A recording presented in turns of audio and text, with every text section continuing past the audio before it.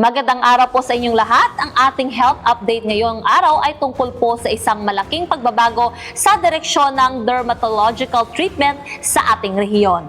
Napapansin nyo ba, tayo ay nasa panahon na kung saan ang pasensya ng publiko sa mga pansamantalang lunas ay sagad na. Sa halip na tanggapin ang pabalik-balik na kate sa loob ng maraming taon, ang malaking bahagi ng populasyon ay lumilipat po na ngayon sa naghahanap o paghahanap ng mga solusyon na tinatawag na final protocols. Based sa mga ulat mula sa mga komunidad, mula Manila hanggang Palawan, ang mga mamimiling Pilipino ay mas nagiging mapanuri na ngayon. Ang mga mumurahing sachets na nagkakalat sa merkado ay hindi na nila prioridad. Ito ay dahil sa masakit na katotohanang natutunan ng maraming pasyente.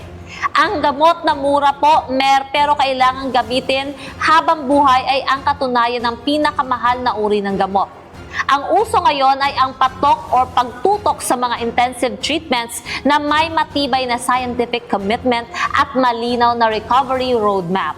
Ayon sa data mula sa mga malalaking pharmacy chains, merong nakakaalam na katotohanan na 85% po ng mga pasyente ang nabibigo dahil sa putol-putol na paggamit ng gamot na nagre-resulta sa pag-aksaya ng halos 5,000 pesos buwan-buwan. Ang paglalagay ng mga gamot ng walang gabay ay hindi lang po magastos, kundi nagdudulot din ng pagbuo ng mga superbugs o mga bakterya na hindi po tinatalablahan ng gamot sa ibabaw ng inyong balat.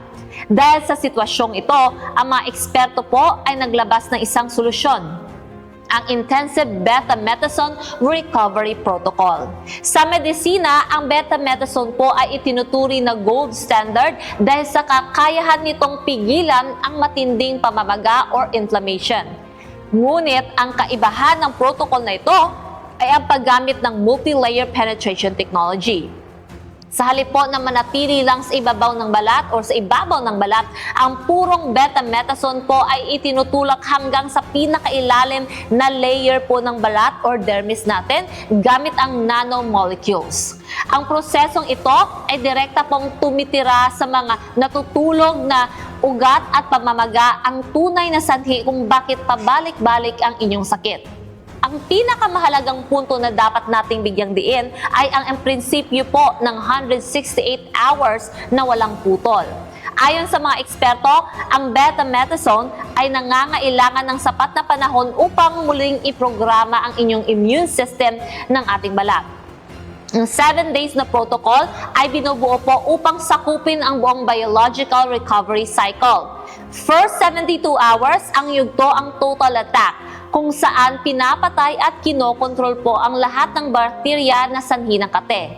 Susunod na ang 96 hours, ito ang yugto ng muling pagbuo. Dito ang tamang dosage ng gamot ay sasamahan ng mga recovery nutrients upang tapalan ang inyong tipid or lipid barrier, ang natural na kalasag ng ating balat.